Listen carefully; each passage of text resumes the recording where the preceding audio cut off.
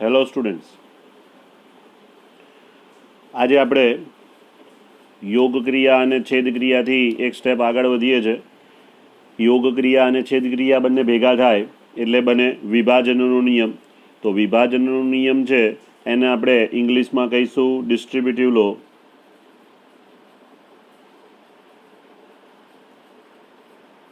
શું કહીએ છીએ? ડિસ્ટ્રીબ્યુટિવ લો. ઓકે, યોગ ક્રિયાનું છેદ ક્રિયા પર. હવે વિભાજનના બે નિયમ છે, યોગ ક્રિયાનું છેદ ક્રિયા પર વિભાજન અને છેદ ક્રિયાનું યોગ ક્રિયા પર વિભાજન. તો યોગ ક્રિયાનું છેદ ક્રિયા પર વિભાજન કોને કહેવાય? તો હંમેશા એવું ધ્યાનમાં રાખવાનું છે કે બહારવાળી નિશાનીનું અંદરવાળી નિશાની પર વિભાજન. શું કહેવાય? બહારવાળીનું અંદરવાળી પર વિભાજન, એટલે કે બહારવાળી નિશાનીનું અંદરવાળી નિશાની પર વિભાજન. તો અહીંયા આગળ આપણે આવું કહી શકીએ કે એ યોગ બી છેદ સી, એટલે બહારવાળી નિશાની થઈ યોગ અને અંદરવાળી નિશાની થઈ છેદ. તો યોગનું છેદ પર વિભાજન એટલે યોગ ક્રિયાનું છેદ ક્રિયા પર વિભાજન. તો જવાબમાં શું આવે? તો કે અંદરવાળી બહાર, બહારવાળી અંદર. અંદરવાળી નિશાની બહાર આવે ને બહારવાળી નિશાની અંદર આવે, એટલે કે એ યોગ બી. શું લખીશું? એ યોગ બી, એ યોગ બી છેદ એ યોગ સી. પહેલા એનો યોગ બી સાથે, પછી એનો યોગ સી સાથે, અને વચ્ચે આવશે છેદ, એટલે છેદ બહાર આવી જશે અને એ યોગ સી. બરાબર? એટલે એ યોગ બી છેદ એ યોગ સી. ઓકે, સમજાયેબલ?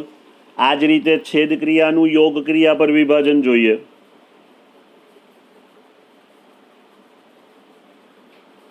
છેદ ક્રિયાનું યોગ ક્રિયા પર વિભાજન. તો છેદ ક્રિયાનું યોગ ક્રિયા પર વિભાજન એટલે શું? તો કે બહારવાળી નિશાની કઈ થઈ ગઈ? છેદ, અને અંદરવાળી નિશાની કઈ થઈ ગઈ? યોગ. એટલે છેદ ક્રિયાનું યોગ ક્રિયા પર વિભાજન. તો હવે જવાબ બધાને ખબર પડે. એ છેદ બી યોગ એ છેદ સી, એ છેદ બી યોગ એ છેદ સી. ઓકે, બહારવાળી નિશાનીનું અંદરવાળી નિશાની પર વિભાજન એટલે યોગ ક્રિયાનું છેદ ક્રિયા પર વિભાજન ને છેદ ક્રિયાનું યોગ ક્રિયા પર વિભાજન. ને જવાબમાં અંદરવાળી નિશાની બહાર ને બહારવાળી નિશાની અંદર. આ છેદ અંદર હતો એ બહાર આવી ગયો, યોગ અંદર હતો એ બહાર આવી ગયો, અને યોગ બહાર હતો એ અંદર જતો રહ્યો બંનેમાં, છેદ બહાર હતો એ અંદર જતો રહ્યો બંનેમાં. ઓકે, તો બહારવાળી નિશાનીનું અંદરવાળી નિશાની પર વિભાજન, તેને કહીએ છીએ આપણે વિભાજનનો નિયમ.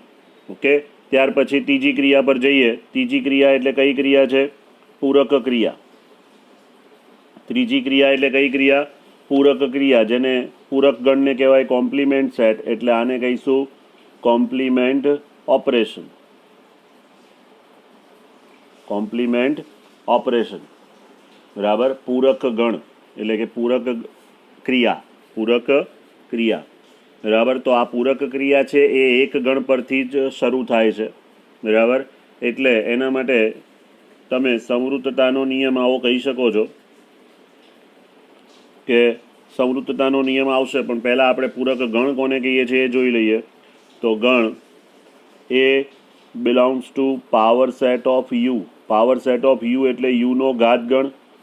યુનો ઘાત ગણ, યુ એટલે કે સાર્વત્રિક ગણ, એનો ઘાત ગણ એટલે એના બધા જ ઉપગણોનો ગણ. તો આપેલો ગણ એ યુનો ઉપગણ તો હોય જ, એટલે એના ઘાત ગણનો સભ્ય થાય.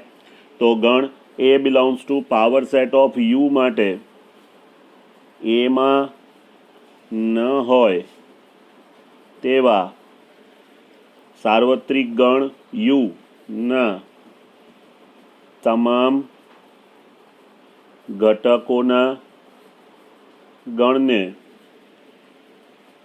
એ નો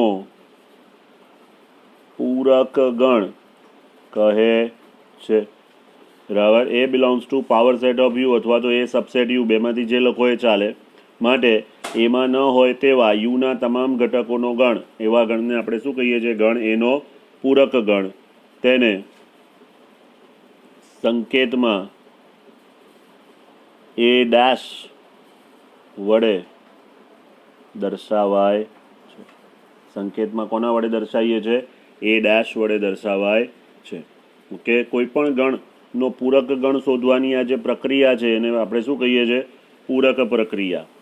ઓકે, એટલે કે કોઈ પણ ગણનો પૂરક ગણ શોધવાની પ્રક્રિયાને પૂરક ક્રિયા કહે છે. પૂરક ક્રિયા કહે છે. માટે એ ડેશ એટલે શું થયું? એક્સ, જ્યાં એક્સ વાલો ક્યાં છે? યુમાં છે, અને એક્સ એમાં નથી. યુમાં છે અને એમાં નથી. ઓકે, તો માટે જો એક્સ એમાં હોય તો એક્સ એ ડેશમાં ના હોય, અને જો એક્સ એ ડેશમાં હોય તો એક્સ એ એમાં ના હોય. એમાં હોય તો એ ડેશમાં ના હોય, એ ડેશમાં હોય તો એમાં ના હોય. કહી શકાય ને એવું? બરાબર. માટે પ્રત્યેક એક્સ માટે એવું કહી શકાય કે એક્સ કાં તો એમાં છે અથવા એક્સ ક્યાં છે? એ ડેશમાં છે. એક્સ એમાં છે અથવા તો એક્સ ક્યાં છે? એ ડેશમાં છે. બરાબર. આપણે એક ઉદાહરણ જોઈએ. તો ધારો કે આપણે યુ હમણાં તો બહુ જ નાનો લઈશું. યુ લઈશું. 1 2 3 4 5 આવી રીતે યુ લીધો છે.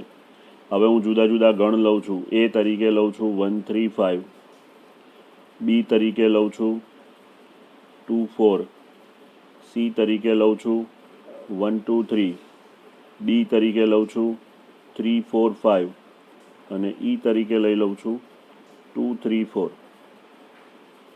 બરાબર. તો એના પરથી એ ડેશ 1 3 અને 5 એટલે અહીંયા આવશે 2 4. ચલો, અહીંથી બી ડેશ એટલે એ આવશે 1 3 5. અહીંથી સી ડેશ એટલે એ આવશે 4 5, કેમ કે 1 2 3 છે એટલે 4 5 લેવાના. યુનો ઘટક જે સીમાં ન હોય, યુનો ઘટક જે ડીમાં ન હોય, એટલે ડી ડેશ બરાબર શું કહીશું? ડી ડેશ બરાબર 3 4 5 છે એટલે 1 અને 2 નથી ને.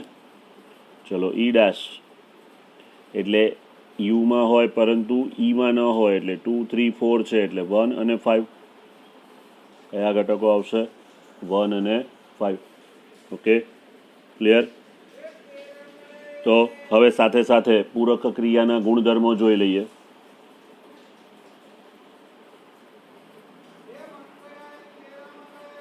પૂરક ક્રિયાના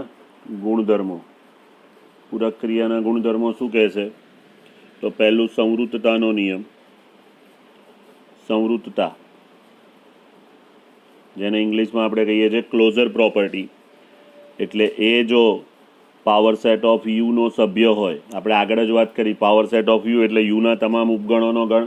એટલે એ જો પાવર સેટ ઓફ યુનો સભ્ય હોય તો એ ડેશ પણ પાવર સેટ ઓફ યુનો સભ્ય થાય જ. અથવા આવું કહેવાય કે એ જો યુનો ઉપગણ છે તો એનો મતલબ એ થયો કે એ ડેશ પણ યુનો ઉપગણ હોય જ. એટલે કયો નિયમ થયો? સંવૃત્તતાનો નિયમ, અથવા તો ક્લોઝર પ્રોપર્ટી કહીએ છીએ એને. ચલો, 2 નંબરમાં આપણે કહીશું કે એ ડેશ એટલે આવું કહી શકાય યુ માઇનસ એ. યુના સભ્યોમાંથી એના સભ્યો ઉડાડી દો તો યુ માઇનસ એ. અને ત્રીજી પ્રોપર્ટી છેદક્રિયા, જે એમાં છે એ ડેશમાં નથી, એટલે એ છેદ એ ડેશ બરાબર શું થશે? 5. અને કોઈ પણ ગણ માટે આપણે એવું કીધું કે કાં તો એમાં હોય અથવા એ ડેશમાં હોય, બેમાંથી એકમાં તો હોય જ. એટલે કે એ યોગ એ ડેશ લઈએ તો આખો શું મળી જાય? યુ. બરાબર. અને આપણે વ્યાખ્યા જેવું કહે છે કે યુમાં હોય પરંતુ એમાં ન હોય. એટલે અહીંયા આગળથી બી આપણે જોઈએ તો બી આઈડિયા આવશે.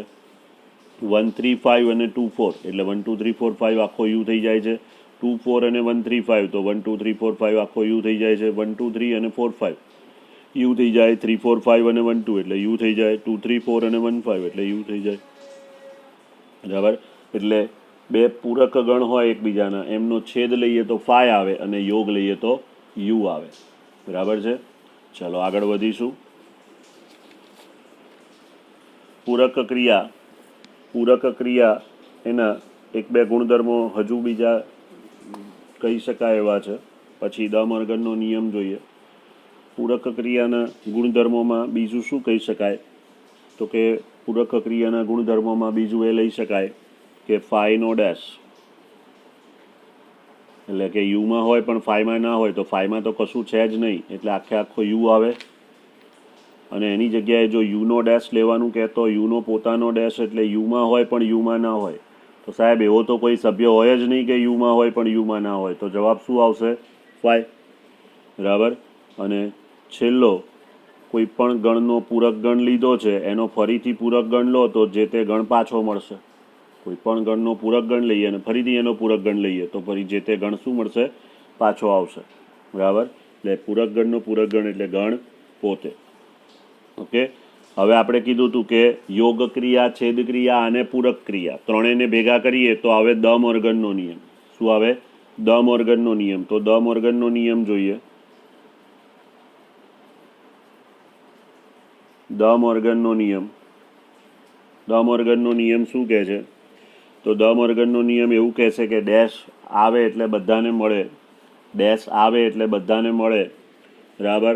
પણ એમની વચ્ચેની નિશાની બદલી કાઢે, એટલે કે એ યોગ બી એનો ડેશ લઉં તો જવાબ આવશે એ ડેશ અને બી ડેશ. બંનેને ડેશ મળશે ખરો, પણ આ યોગ છે એ શેમાં ફેરવાઈ જશે? છેદમાં. અને બીજી ક્રિયા એ છેદ બી એનો ડેશ, તો એને આપણે કહીશું એ ડેશ યોગ બી ડેશ, બરાબર છે. તો આને આપણે કહીએ છીએ દ મોર્ગનનો નિયમ. એને આપણે સાબિત કરવું હોય તો પણ થઈ શકે ડબલ ઇમ્પ્લાઇઝમાં. ધારો કે વાલો એક્સ ક્યાં રમે છે? એ યોગ બીના ડેશમાં. બરાબર. જો એક્સ એ યોગ બીના ડેશમાં હોય તો ધ્યાનથી હું ડબલ ઇમ્પ્લાઇઝ કરું છું એટલે અહીંયાથી અહીંયા પણ સાચું છે, અહીંયાથી અહીંયા પણ સાચું છે. બરાબર. તો એનો મતલબ કે જો એક્સ એ યોગ બીના ડેશમાં છે તો એ યોગ બીમાં તો નથી, અને એ યોગ બીમાં ન હોય, એ યોગ બીમાં હોય એનો મતલબ કે એમાં હોય અથવા બીમાં હોય, પણ એ યોગ બીમાં નથી એનો મતલબ કે એક્સ એમાં પણ નથી અને એક્સ બીમાં પણ નથી. બરાબર. એમાં પણ નથી અને બીમાં પણ નથી, એનો મતલબ શું થાય? કે એમાં નથી તો ક્યાં હોય? એ ડેશમાં. અને બીમાં નથી તો એક્સ ક્યાં હોય? બી ડેશમાં. હવે એ ડેશમાં છે અને બી ડેશમાં છે તો ડબલ ઇમ્પ્લાઇઝમાં શું લખાય? X belongs to A dash છેદ બી ડેશ. એટલે ડબલ ઇમ્પ્લાઇઝની વાત કરી છે એટલે ડાબી બાજુથી જમણી બાજુ ને જમણી બાજુથી ડાબી બાજુ બંને સાચું છે, માટે કહી શકાય કે એ યોગ બીનો dash is equal to A dash છેદ બી ડેશ. બરાબર. હમણાં પૂરું થાય એટલે આપણે વેન આકૃતિથી પણ આ વસ્તુ જોઈએ છે. ત્યાર પછી બીજા નિયમ માટે ધારો કે એક્સ વાલો ક્યાં રમે છે? એ છેદ બીના ડેશમાં. એ છેદ બીના ડેશમાં છે એનો મતલબ એવો થાય ડબલ ઇમ્પ્લાઇઝમાં કે એક્સ એ છેદ બીમાં નથી. એ છેદ બીમાં નથી. એ છેદ બીમાં નથી એનો મતલબ શું થયો? કે એક્સ એમાં નથી અથવા એક્સ બીમાં નથી. એક્સ એમાં નથી અથવા બીમાં નથી એટલે કોમન નથી. ઇટ મીન્સ એટલે કે એ છેદ બીમાં નથી. ઓકે. જો એમાં ના હોય તો એક્સ એમાં ના હોય તો એક્સ ક્યાં હોય? એ ડેશમાં. અથવા એક્સ બીમાં ના હોય તો એક્સ ક્યાં હોય? બી ડેશમાં. એમાં ના હોય તો એ ડેશમાં, બીમાં ના હોય તો બી ડેશમાં. એટલે એ ડેશમાં છે અથવા બી ડેશમાં છે એટલે એક્સ વાલો ક્યાં છે? એ ડેશ યોગ બી ડેશ.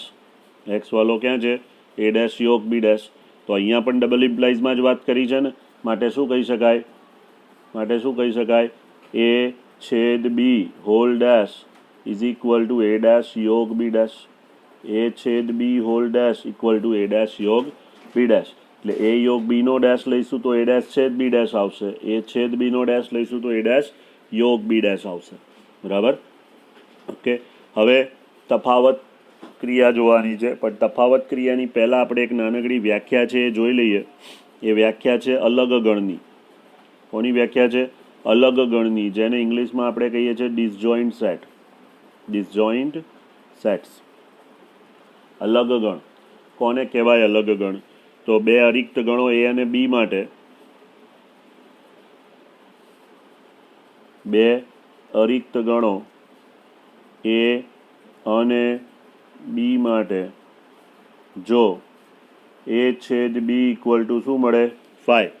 જો એ છેદ બી ઇક્વલ ટુ 5 મળે તો એ અને બી ને કેવા ગણો કહીશું? અલગ ગણો કહે છે.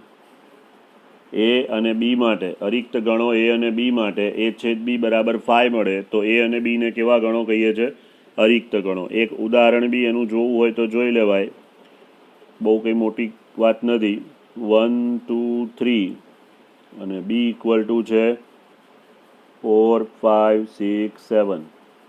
તો માટે એ છેદ બી, એ અને બીમાં કશું જ સામાન્ય છે નહીં, માટે એ અને બીને કેવા ગણો કહીશું? અલગ ગણો કહીશું. એ અને બી ને અલગ ગણો કહીશું. Okay, clear? તો આ અલગ ગણની વ્યાખ્યા થઈ ગઈ. હવે આપણે નેક્સ્ટ આપણી જે છેલ્લી ક્રિયા છે તફાવત ક્રિયા, એની ઉપર જઈએ. તફાવત ક્રિયા કોને કહીએ છીએ? તો a માઇનસ બી, તફાવત એટલે ખબર પડે કે a માઇનસ બી, બરાબર. તો તફાવત ક્રિયા,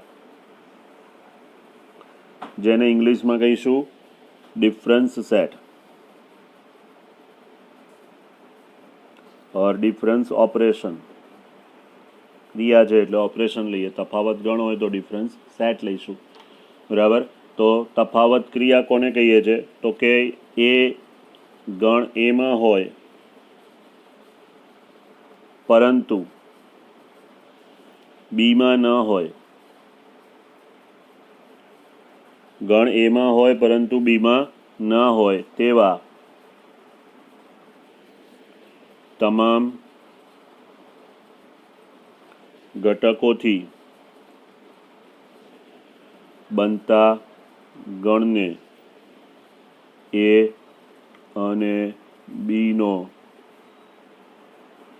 તફાવત ગણ કહે છે.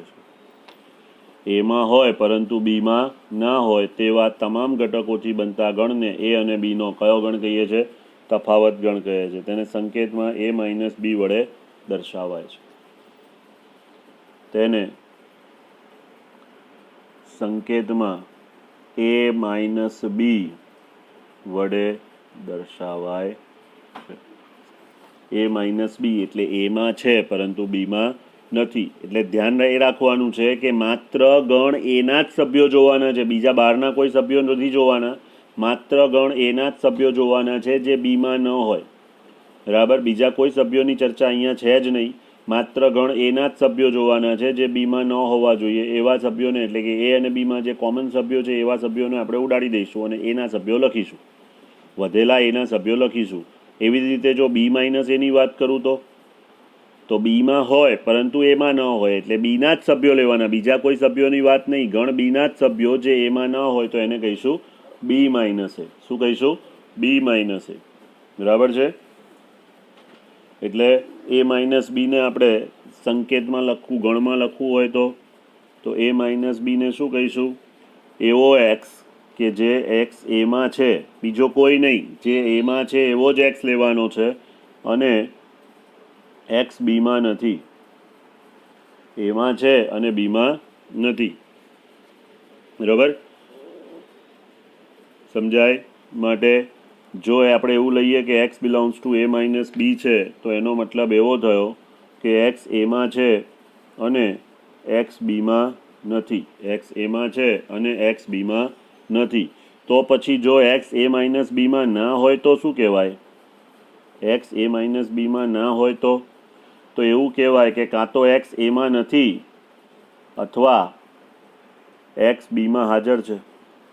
અને એનું શું થઈ ગયું? અથવા એક્સ એમાં ના હોય તો પછી એ માઇનસ બીમાં ના હોય, અને એમાં હોય ધારો કે તો અને બીમાં પણ હોય તો બી એ માઇનસ બીમાં ના હોય. એટલે બે કેસ છે, કાં તો એક્સ એમાં ના હોય અથવા તો એક્સ બીમાં પણ હાજર હોય. એક્સ એમાં ના હોય અથવા એક્સ બીમાં પણ હાજર હોય, બરાબર. અહીંયા આગળ આપણે થોડા ઉદાહરણ જોઈશું તો વધારે આઈડિયા આવશે. ધારો કે ગણ એ બરાબર આપણે લઈ લઈએ છે 1 2 3 4 5. ગણ બી બરાબર લઈ લઈએ છે 2 4 6 8 અને 10. અને ગણ સી બરાબર લઈ લઈએ છે 3 4 5 6 7 8. તો અલગ અલગ તફાવત ગણ જોતા જઈએ માટે a માઇનસ બી બરાબર શું થશે? a માઇનસ બી.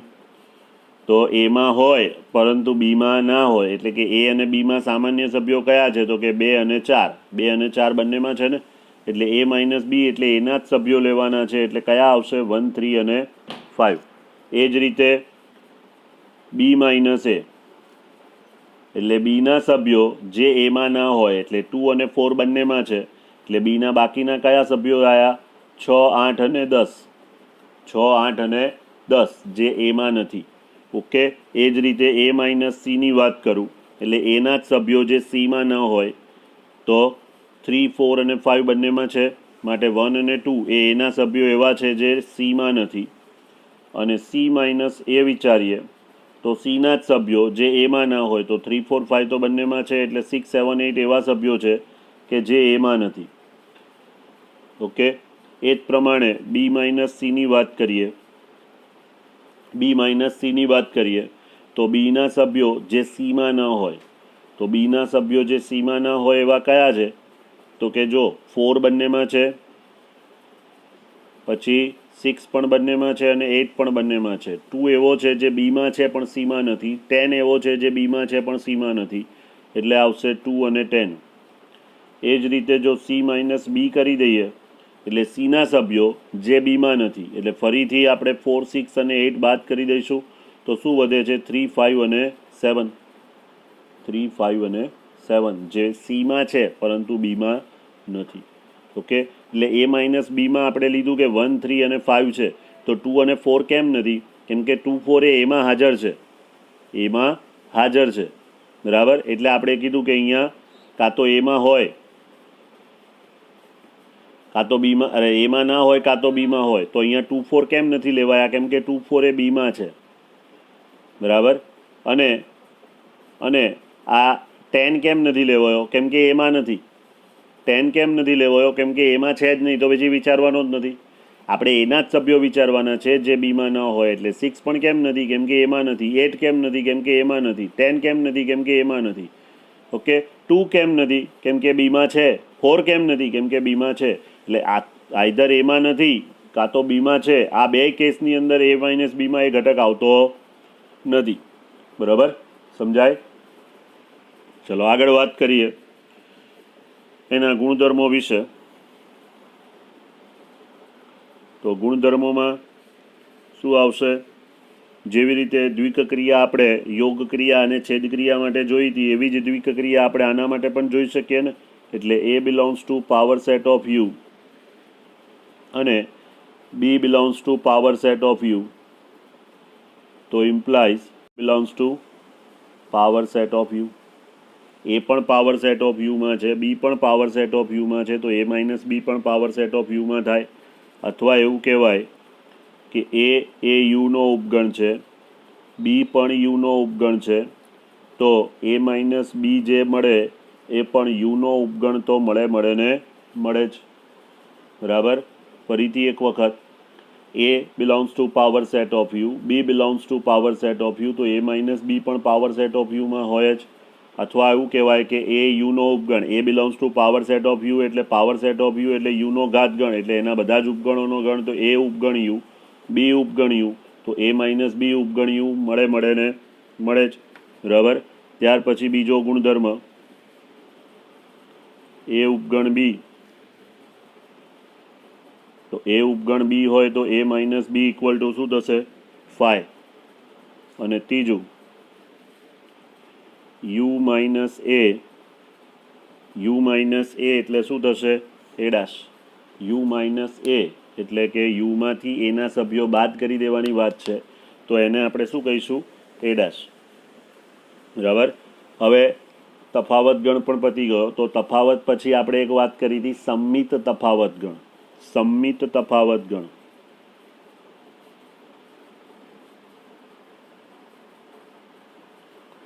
સંમિત તફાવત ગણ કોને કહીએ છીએ? જેને ઇંગ્લિશમાં કહીએ છીએ સિમેટ્રિક ડિફરન્સ સેટ.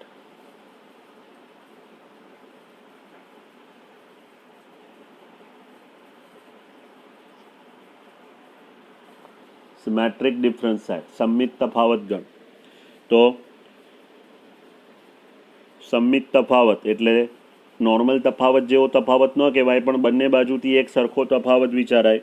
એટલે એવું કહેવાય કે એ અને B belongs to power set of U, એટલે યુના ઉપગણો માટે એમાં હોય અને બીમાં હોય, પણ બંનેમાં ના હોય તેવા સભ્યો વડે બનતા ગણને એ અને બીનો સંમિત તફાવત ગણ કહે છે. આપણે એવું કીધું કે એમાં હોય, અહીંયા અથવા લઈએ છે, એમાં હોય અથવા બીમાં હોય, પણ બંનેમાં ના હોય, બરાબર. તો તેને સંકેતમાં એ ડેલ્ટા બી વડે દર્શાવાય છે. માટે એ ડેલ્ટા બી શું કહીશું? એમાં હોય અથવા બીમાં હોય એટલે એ યોગ બીમાં હોય, એમાં હોય અથવા બીમાં હોય એટલે એ યોગ બીમાં હોય, પણ બંનેમાં ના હોય એટલે કે એ છેદ બીમાં ના હોય.